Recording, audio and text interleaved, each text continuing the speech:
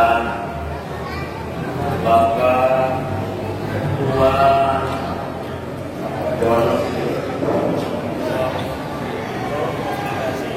Ketua Umum Forum Komunikasi Pemuda dan Remaja Masjid se-Lombok Barat.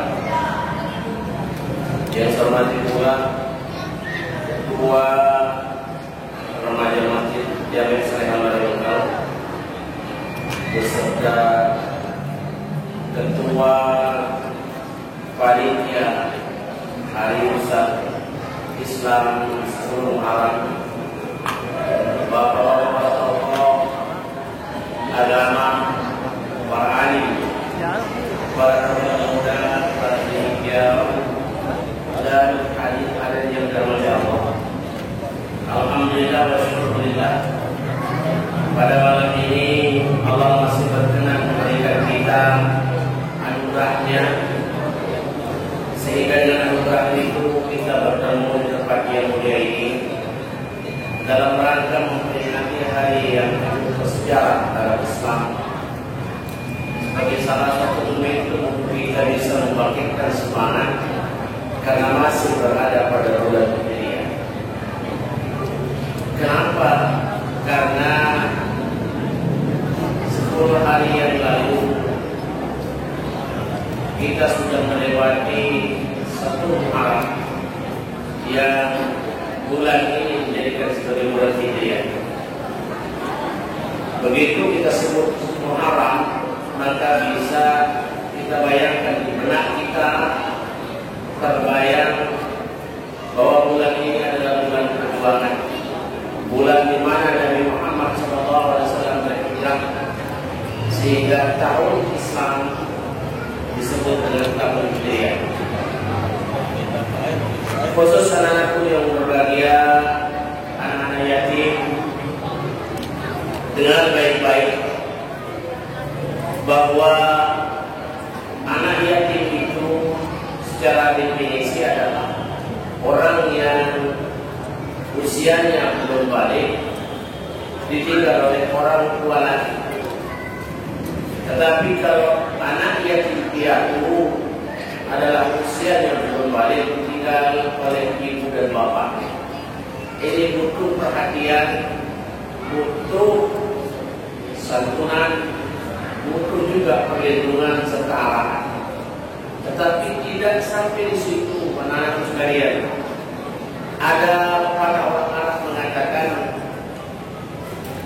laisa yatim man mata abuhu, walakin al-yatim man laysa lahu ilmun wala adab. Bukan seseorang anak itu dikatakan anak yatim karena meninggal bapaknya, tetapi yang dikatakan yatim kalau mereka tidak punya ilmu, tidak punya adab.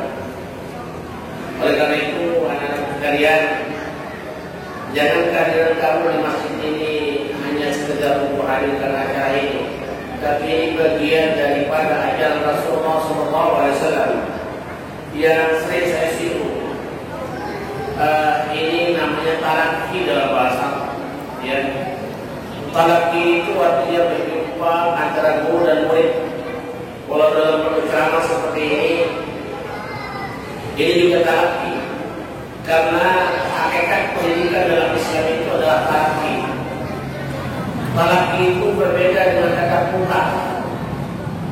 Tatap muka itu bisa saja pakai alat visual, pakai medsos, dan berbagai alat-alat komunikasi lainnya. Tetapi kalau yang namanya talaki itu harus berjumpa antara guru dan murid.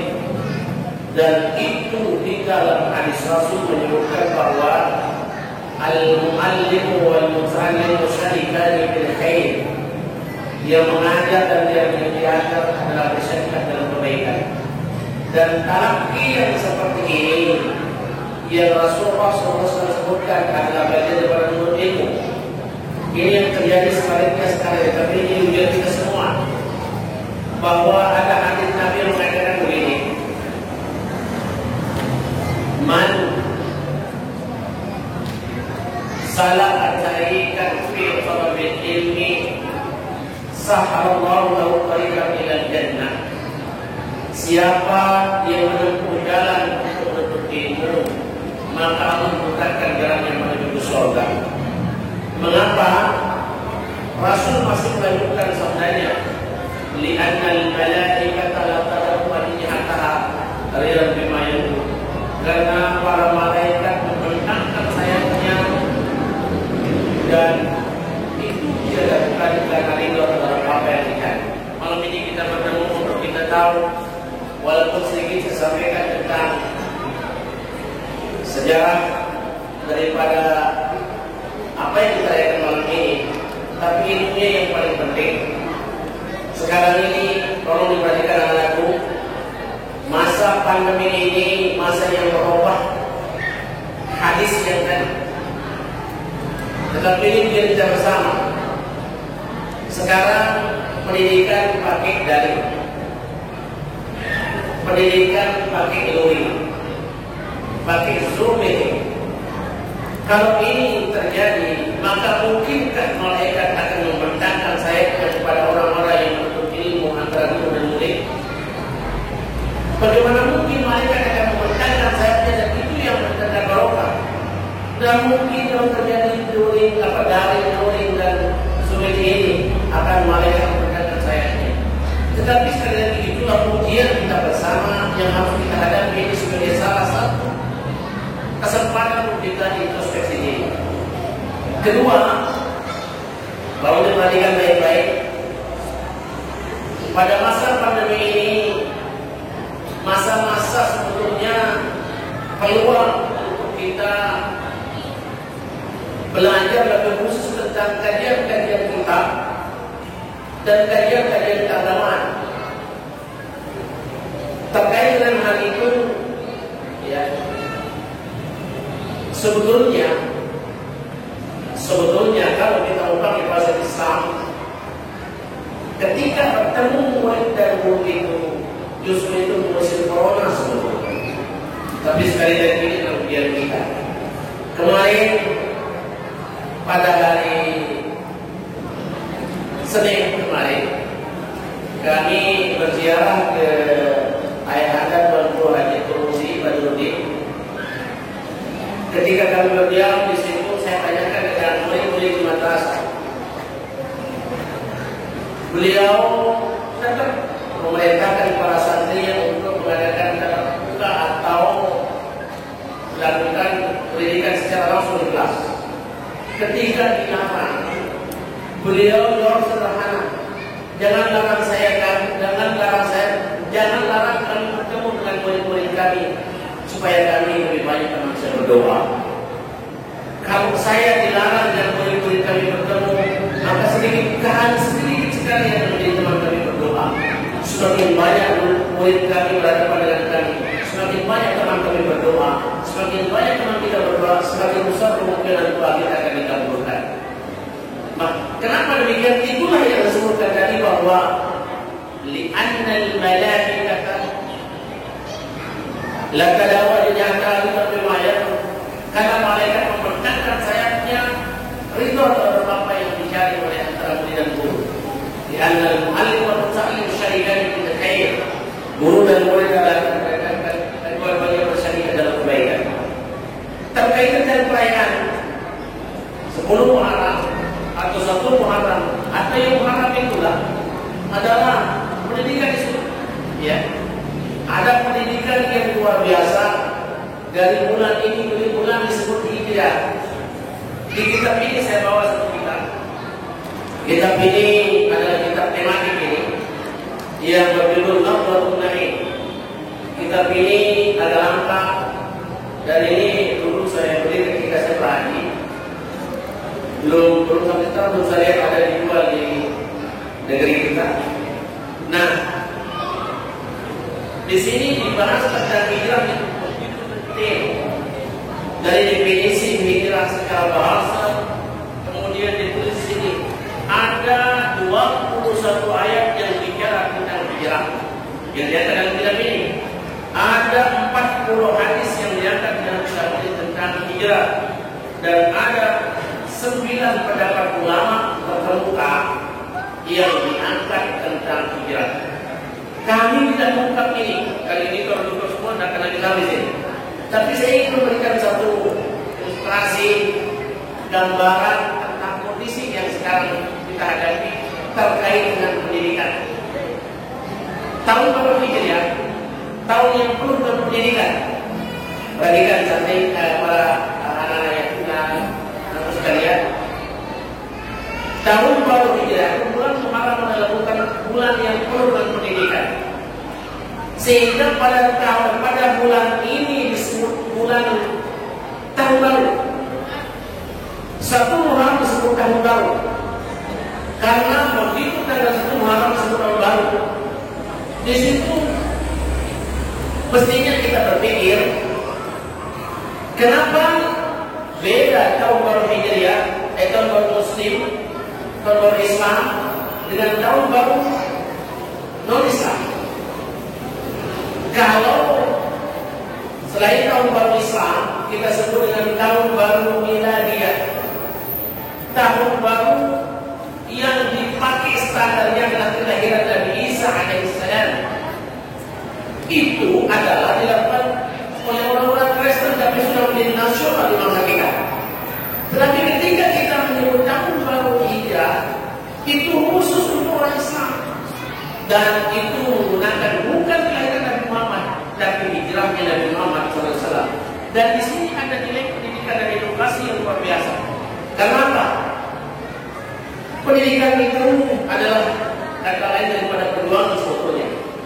Ada hal yang menarik untuk kita lihat bersama ya. Di masa pandemi ini, gedung-gedung sekolah kosong dengan cantik, kosong dengan kuing, karena pakai luring, dari luring dan subir. Di zaman Rasulullah tidak ada gedung sekolah, tetapi pendidikan tidak pernah berhenti. Sekarang ini gedung-gedung sekolah berdiri megah, tapi kosong karena adanya pandemi. Apa pelajaran pendidikan di situ? Rasulullah tanpa gedung pendidik umatnya sukses, sehingga ya keberhasilan Rasulullah itu tidak diukur dengan sekolah formal. Ya, kalau dalam pendidikan formal itu, mohon maaf kita tahu dari PAUD, TK, SD, SMP, SMA, strata 1, strata 2, strata 3 selesai.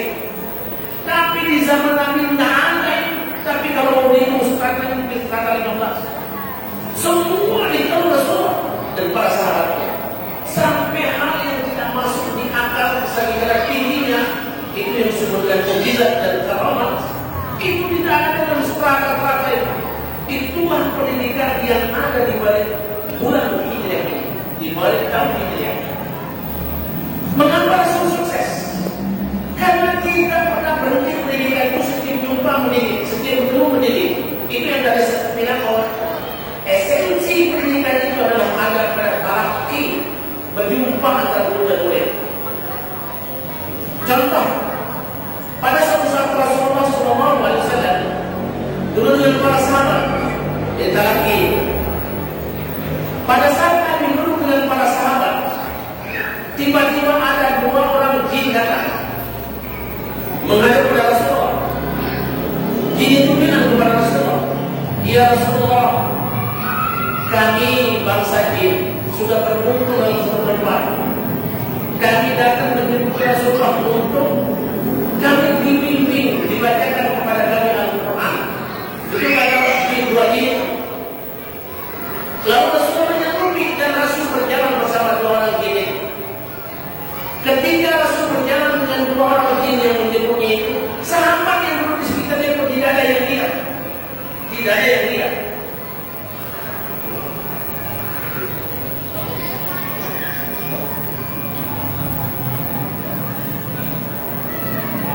Begitu tidak Rasulullah kelihatan di tempatnya talaki itu, semua kaget. Mana Rasulullah? Mana Rasulullah?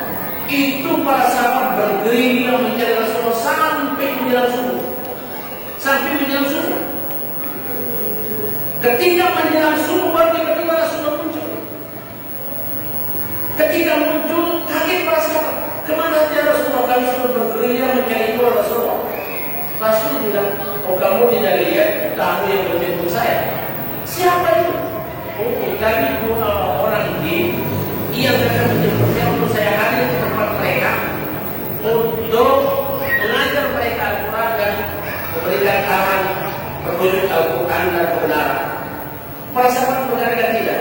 Nah, kehadiran Rasulullah kepada kelompok ini itu adalah bentuk talaqi, kira-kira. Andai kata ada orang mau sekarang mau touring, mau daring, mau luring, atau Zoom meeting dengan jin, kira-kira bagaimana caranya? Adakah alat visual yang bisa mengadakan luring, lari, terus nama-nama itu kepada jin? Tapi dirinya di situ Rasul datang menemui jin yang sudah kumpul itu namanya talaqi, ya. Sehingga kalau talaqi dalam pendidikan itu sudah berhadapan guru dan murid, walau guru tidak ngomong sekalipun, dengan talaqi itu sudah ada pendidikan dan nilai karakter sudah ada di situ. Nah, anak-anakku sekalian dan hadirin yang dirahmati Allah,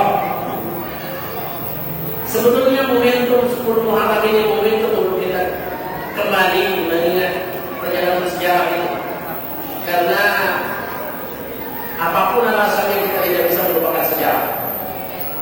Bangsa yang besar dan bangsa yang selalu mengingat sejarah. Orang yang hebat, orang yang selalu mengingat sejarah. Dan Al-Quran juga banyak menyebutkan sejarah. Kalau orang meninggalkan sejarah, maka ia kehilangan sumber masa lalu untuk diterapkan di masa kini. Karena sejarah itu ada menyebutnya, di situ ada nilai di situ. Dia sebutkan cermin masa lalu, pedoman hari ini dan pegangan hari esok. Itu sejarah. Fungsi sejarah cermin masa lalu, pedoman hari ini dan pegangan hari esok.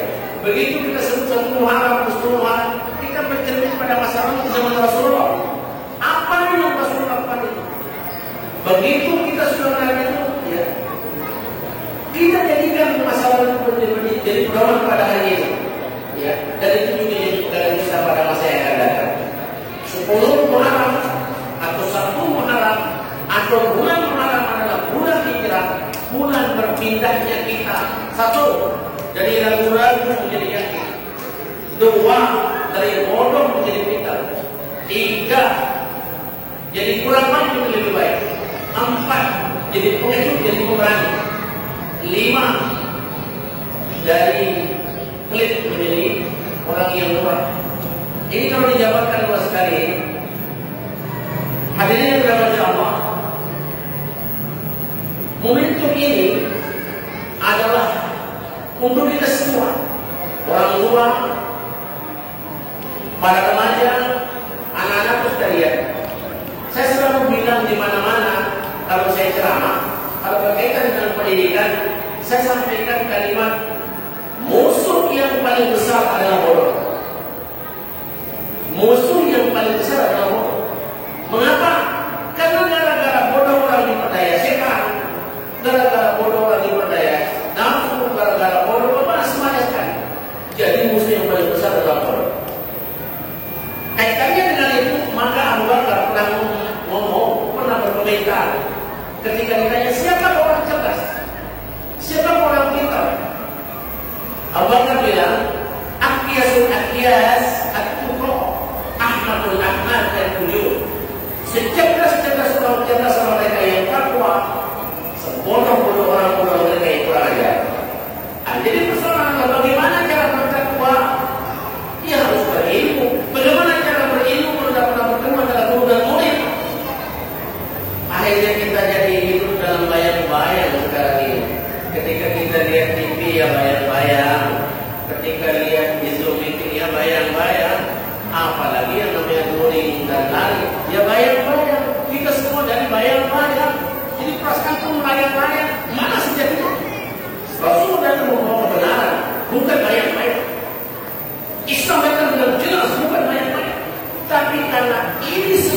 Saya tidak menyalahkan siapa-siapa, tapi inilah ujian kita sedang dibayang-bayangi oleh bayang-bayang. Sekarang ini kita sedang berhadapan dengan bayang-bayang ini. Sedang ada suatu bawa keyakinan, dan keyakinan akan kita bawa mati.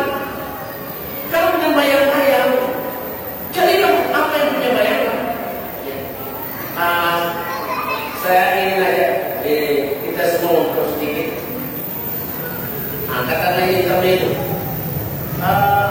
Ketika kita belajar sifat 20, lalu di sifat 20 itu mengatakan wujud, arah, nenek. Kedua kembali aku dan arah, baru alam ini. Orang bahasa lama mengatakan baru alam seni. Nah, adanya alam yang baru itu berarti alam yang punya awal, punya akhir. Itu kan ada yang dia tunjukkan yang sebenarnya. Jadi alam ini sebenarnya bayang-bayang tentang adanya hakikat yang wujudkan bayang-bayang. Kaitannya dengan itu, ya, jangan heran sekarang ini kalau terjadi, mohon maaf, kalau terlalu banyak bayang-bayang, banyak masalah. Masalahnya di mana? Kemarin di kasus terjadi di salah satu pondok pesantren, terjadi kesurupan massal. Bukan usul dan dua orang, massal. Kenapa? Ketika ditanya anak-anak yang kesurupan itu, kenapa aku lihat bayang-bayang? Saya pernah didatangi oleh seseorang yang selalu belajar memahami, belajar yoga lewat internet.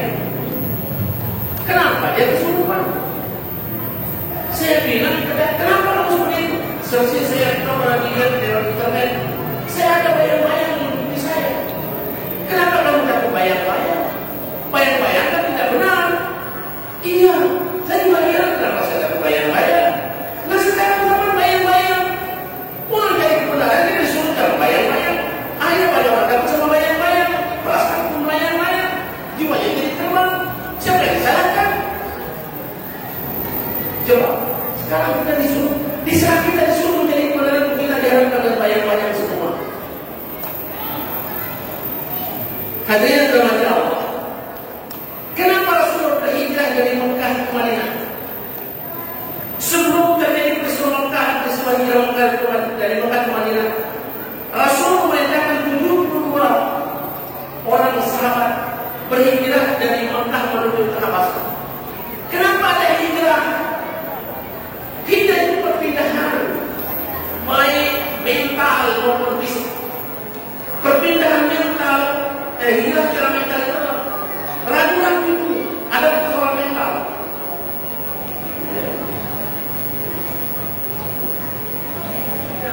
Ragu-ragu itu persoalan mental. Ketika orang ragu-ragu itu sedang digalau karena bayang-bayang.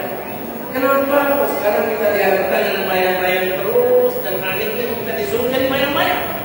Sementara Islam juga kita jadi kebenaran. Dan kita senang sama bayang-bayang sehingga banyak orang tertipu dengan bayang-bayang. Lalu mereka jadi coba.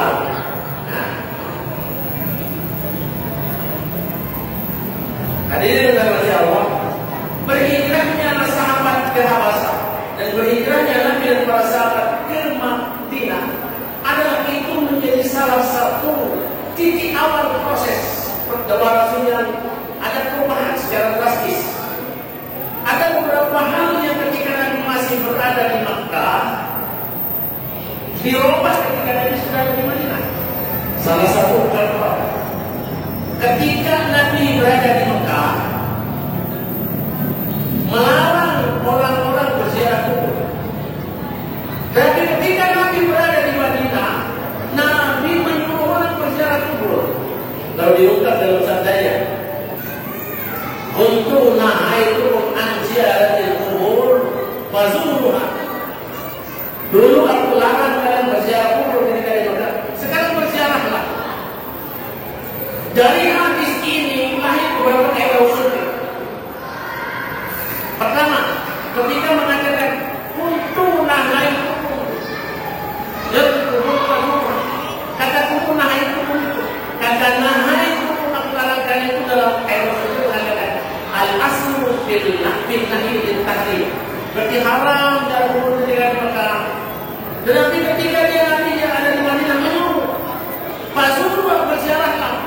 Dalam kaidah hukum disebutkan al-aslu fil amri bil wujub. Ya, tapi dari al-aslu fil nahyi lit tahrim.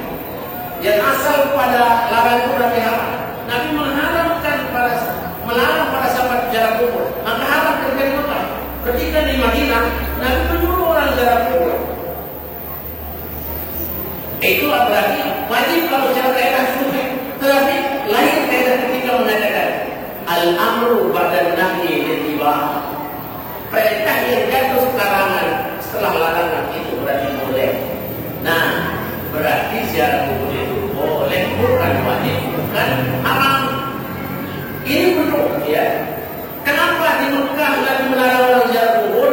Kenapa di Madinah orang disuruh lagi berziarah kubur? Itulah sebuah proses. Karena ketika di Mekah para sahabat banyak yang baru masuk Islam dan keimanannya rapuh, belum kuat, sehingga khawatir kalau jangan-jangan dengan ziarah kubur nanti ada menyembah kubur. Nah, begitu di Madinah itu sudah kuat keimanannya, sehingga lalu menyuruh orang ziarah kubur. Nah, apa yang dilakukan oleh Rasulullah itu dalam metode dakwah adalah orang yang pandai berdakwah itu selalu melihat situasi dan keadaan di mana dia menyampaikan misi dakwahnya. Hadirin yang dirahmati Allah, para anak-anak yatim yang saya cintai, momentum hijrah saat ini adalah momentum untuk kita satu meningkatkan keyakinan.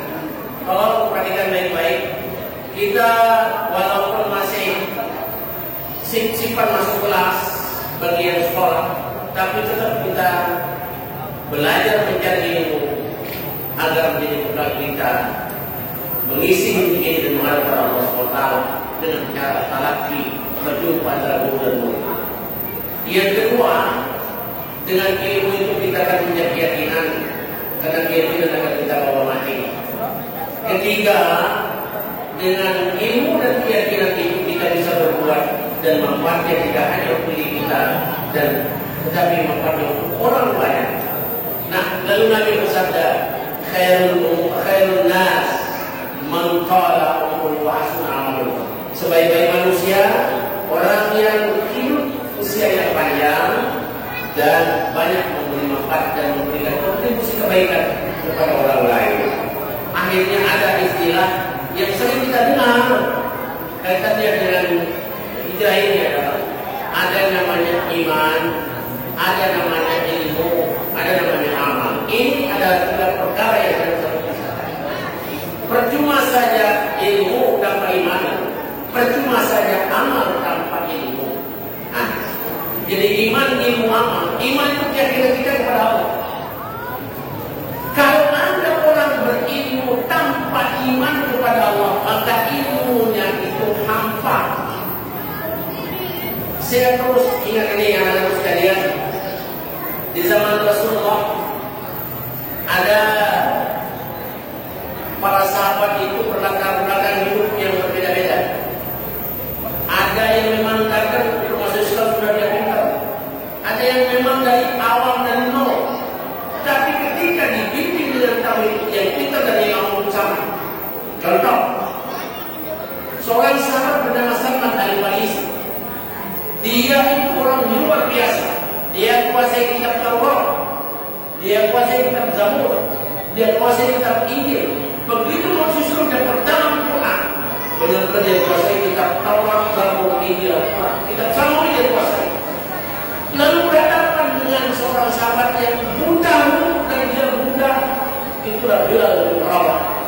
Di hadapan Allah, Salman Al-Farisi yang pintar itu dengan Bilal bin Rabah yang dari nol itu sama derajatnya dan kedudukan tauhid kepada Allah Subhanahu wa taala.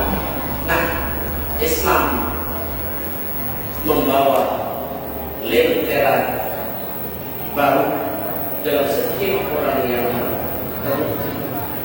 Islam selalu memberikan nyaman di mana saja orang yang duduk. Islam selalu membawa rahmatan lil alamin bagi siapa yang menjalankan diri Islam ini.